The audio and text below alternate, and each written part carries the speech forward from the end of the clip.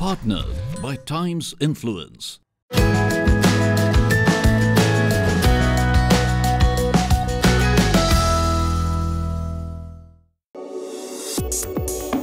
With 450 million smartphone subscribers and 3.4 billion gigabyte mobile data being consumed every month, India is becoming the most data-rich country across the globe. Hence, the need to strike the right balance between access to data, smart regulation, and right to privacy becomes even more imperative. The UK-India FutureTech Fest in the national capital was a step in that direction. This key session held at the FutureTech Festival brought together key leaders from India and the UK to brainstorm about the role of data in the future tech economy.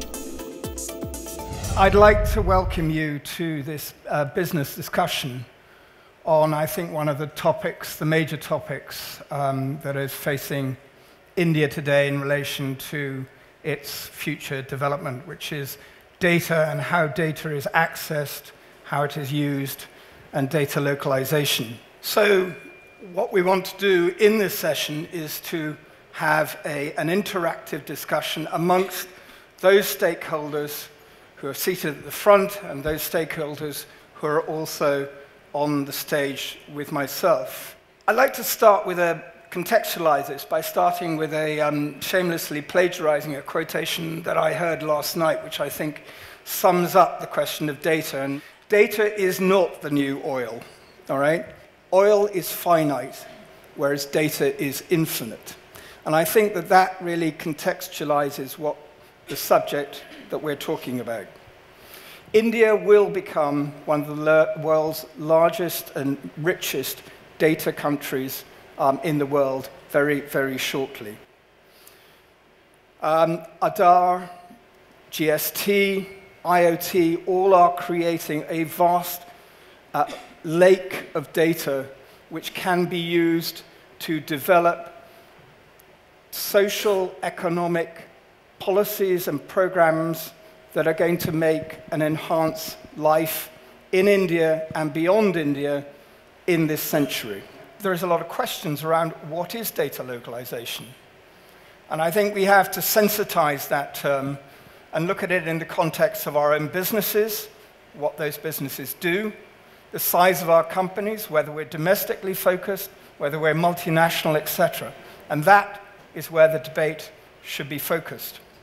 And I think it's critical to discuss legislative frameworks and data access and data processing and data localization within the context of ease of doing business. If you look at how trade and data flows at the moment, you can see that going forward, these changes will mirror the changes in trade. So currently, Europe, if you measure data volume in terms of terabits per second, is the richest and most vibrant area of data at the moment.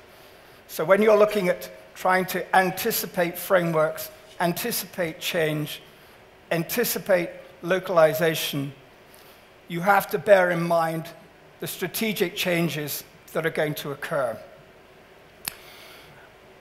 It's against that background, it's against those parameters that I'm looking forward to this discussion. So, Tanya, over to you. Thanks, Richard, for setting the context. So, Larry, let me begin by asking you, and I'm going to sort of take off from what Richard was talking about. The format and framework of the data protection bill sort of positions itself, as Richard was saying, within the principles of qualified consent and qualified access. What is your own assessment of the draft policy that's been put out? The India Data Protection Bill, for example, which I think is an interesting and positive step forward. There are a number of areas which need to be teased out and understood over the next few months or so. One is this sort of new category or new bucket of data called critical data. The shape, overall shape of the data protection authority perhaps is another area. There are about 3 or 4 areas which I think need teasing out. Ron, same question to you. For Indian and global stakeholders, what's the likely impact? The fact that, that the draft sort of provisions for consent, to the extent that data sovereignty is paramount. The first point I'd like to make is that data is a huge opportunity. And so from the perspective, whether it's around outcomes or understanding the social benefit, the step changes that data can bring to areas such as health, we have to consider what the opportunity is first. At the same time, the misuse of data helps absolutely nobody. So the balance there is to make sure we're creating the right environment for encouraging the data opportunity, while at the same time preventing misuse. The second point we'd like to make is that the environment around technology and data is changing, and so the regulatory environment also needs to be able to keep pace with these changes and to be strong. And the last point is that having put in place intelligent regulations, the regulator itself needs to be strong. Those three components together will create the right balance between unlocking the power of data for social good, while at the same time protecting individuals and society against misuse. Speaking of, protecting individuals and their privacy, and I think that's pretty much caught everybody's fancy. So, Bipin, let me ask you, tech companies often have to sort of toe the line. In that light, how easy is this draft regulation going to be? On one hand, you have to protect your consumers' privacy. On the other hand, perhaps you'll have to push back the government's demand, sometimes perceived as creating a backdoor. There are clear trends emerging globally which need to be addressed, and this data privacy and protection law addresses that. One is that in the internet and technology world, monopolies have been emerging. Now, it's the same customer and all the different kinds of data of that customer, right, is being shared and being utilized to create businesses. So clearly there is a need for a framework where consumers, customers can have some form of consent. Okay. Kshitij, let me ask you, how are startups sort of preparing for this draft bill, whether it's notice and consent requirements or the purpose and collection of the limitations, where consent has to really be specific. So, to that extent, you're not going to be able to repurpose the data, which one would imagine somewhere could curtail, the way startups are looking to maybe monetize the data. Well, it depends a lot. Let me tell you how the companies are actually taking it. Some of the companies that I have met are taking a very proactive approach. All of them take consent. There is a thin line between consent taken on an application basis for the company providing the service and consent taken on the operating system level, right? Whether you're on iOS or Android or any other equivalent around the world. It is very tough for the consumers to understand where their consent is exactly going, right? So the companies are actually investing in enough consumer awareness and education of that consent and what it means. At the same time, they're also educating their own consumers so that they provide adequate consent for continued services and innovations that the companies like MobiKwik can continue to provide to them, right? Building on top of their existing data. Ashutosh, let me ask you about data localization. When the Twitter CEO, Jack Dorsey, he was in town last month, I think it was. And when somebody in a town hall asked him what are your thoughts on data localization, he said, hey, in the era of cloud, that's not a relevant debate. The debate shouldn't be about where your data is stored, but what companies are doing with your data. How would you respond to that? I totally agree with this today's world. Saying data localization does not really make much of a sense, but there is something which we need to consider is critical data, like critical assets. Those are something which we need to focus. And now you need to refine the data in the granularity. And when you go with the more in top, you basically are trying to extract the main features from the data. So you're talking about metadata. So by that, you're not losing any detail about the particular customer or an entity, but with the metadata, you are quite good enough in terms of using machine learning or AI, where you can then combine that to make it like a new intelligent data. I always say that, consider that data is an inflow and you have a refinery. with an alchemy in that attached. So instead of having a finite output, you have multiple outputs, and within the outputs you can play with the multiple alchemy things, and you can generate a much more newer data with a new added value. And that, again, you cannot say that it's localized. It, again, gets used, readily available for everyone. So if you're looking at a company which is based in one geographical location, that will be called localized data because they are looking at the raw data. Let that be there. But the metadata becomes an international citizen flying around everywhere. Richard, you said to us that data is not the next oil, but the fact is that data needs to be refined, valued, traded, and hopefully we're not going to see data wars. But from your vantage point, how have you seen the law here in India sort of evolve and catch up? How would you compare to what exists, the rules of the game in the UK?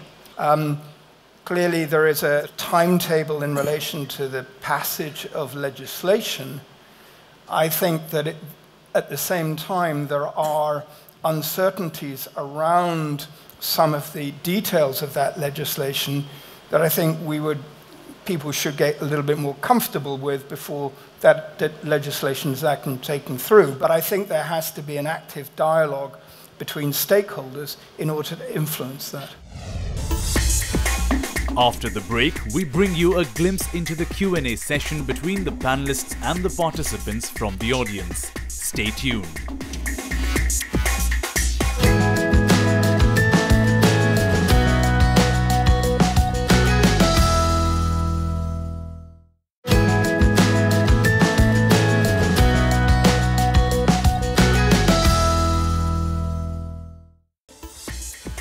Technology has always excited the common man, and the excitement amongst the audience to interact with the panelists was testimony to that. The special Q&A session saw thought leaders and key stakeholders of the industry coming on a common ground in order to have the right data framework to develop intelligent economies. Speaking of stakeholders, let me ask Ms. Elizabeth Denham here. How do you see the UK and India sort of collaborate better, especially on the grassroots level, to potentially look at disruptions in the digital ecosystem? From a grassroots level, there's so many connections in the business community between the UK and India, and I want to promote some of the open source tools that the ICO has on our website, which are about privacy by design. They're about security by design, and I think they would be useful to Indian companies and other companies that are doing business in India to have a look at our tools, best practices. But I think what's really important as you go forward is to define the outcomes that India wants to achieve in the legislative framework. And you have the advantage of taking the best of breed, take the best out of the existing framework that works for the cultural and legal community and apply that to your law. Yeah. I'd like to sort of point my next question to Mr. Dinesh from TVS Logistics. How are you seeing, again, from your vantage point, what we're seeing in the India digital data ecosystem? On one side, we are trying to talk about building new infrastructure, but at the same time, are we really able to utilize the existing city infrastructure as well as the mobility infrastructure? So I think what data is actually showing us already is that there is huge underutilization in terms of being able to, so to say, utilize better. I think the important thing we are speaking about here is innovation has got to be at the bottom level. And for that, data is the only thing which is going to give us a solution or an option to really be innovative. How do we use that? I think that I would say has got to be localized, meaning the mindset has got to be localized for local solutions. We've also got representation from the fintech industry. So we could just hear from you folks on how things have evolved in the fintech industry. If you look at the middle-sized companies, which would be 4 million revenues to up to, let's say, 100 million revenues, which are anyways the core of the engine of economies anywhere. Typical banks take, what, 3 weeks, 4 weeks to give them loans. And those are the guys who are really driving your economy.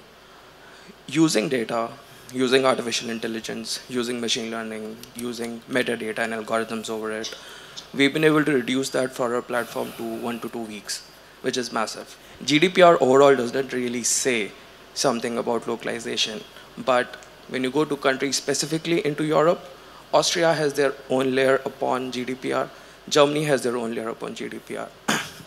So just because probably Germany is very averse to getting their data out of the country, they could be losing out on their SMEs getting faster loans from our platform. Bill, would you sort of respond to that?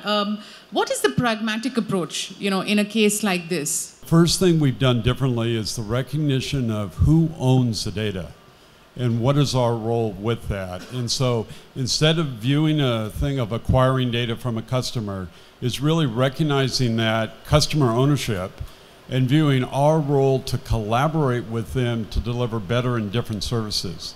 Corporations and serving other corporations need to actually collaborate together, that we can recognize credit risk in a very different manner, more on a transaction level, as opposed to arbitrary who the buyer and the seller are and what's going on in between them, and really look into the future where data residency is less of an issue, but more who's accessing the data, for what reason and what purpose, what is the intent, and are we willing to have a social contract with our customers that says, this is our intent, this is our willingness to be transparent, and this is our willingness to be accountable for what we're doing with what is ultimately yours. Let me point my next question to Sanjay Verma of G4S.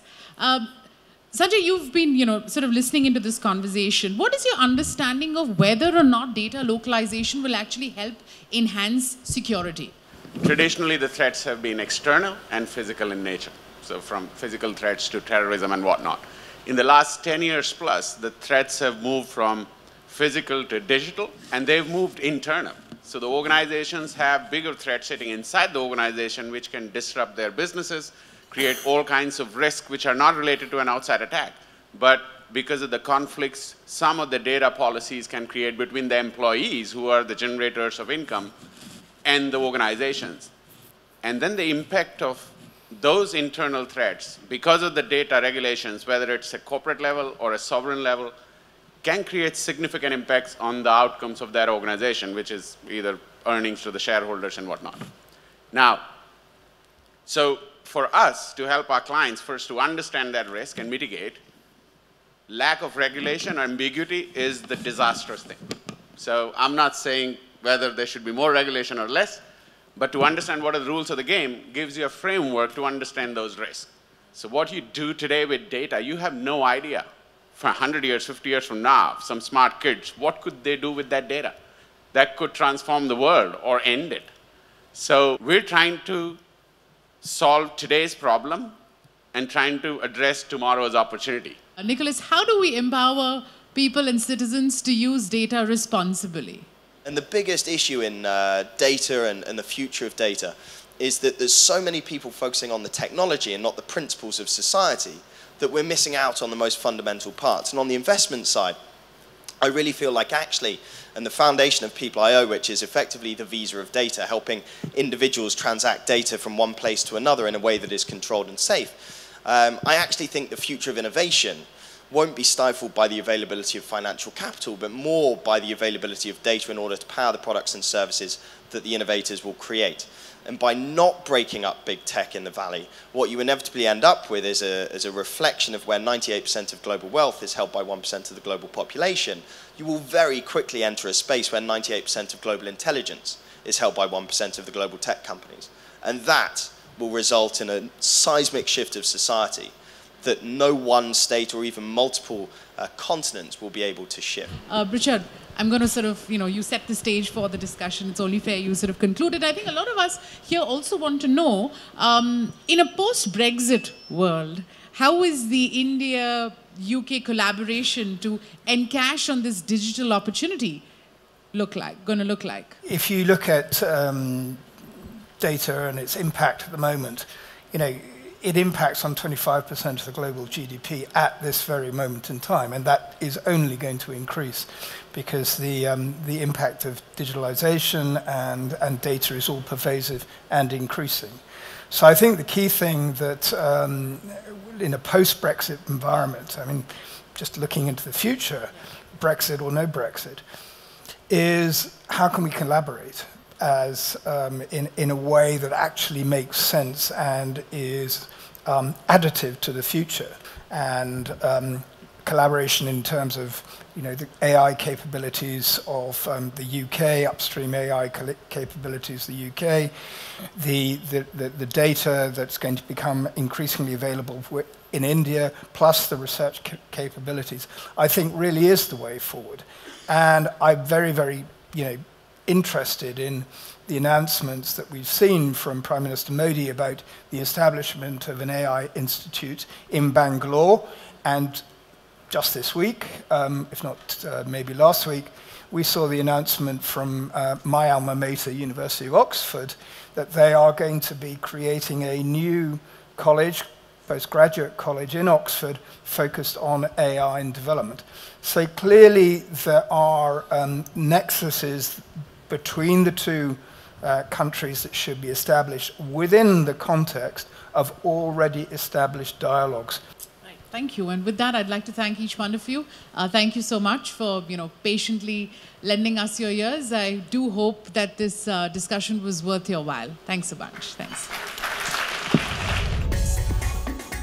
An inspiring fest that had an amalgamation of learning, sharing and interacting. But this is only the beginning of an era that will focus on providing a secure and reliable tech environment to one and all.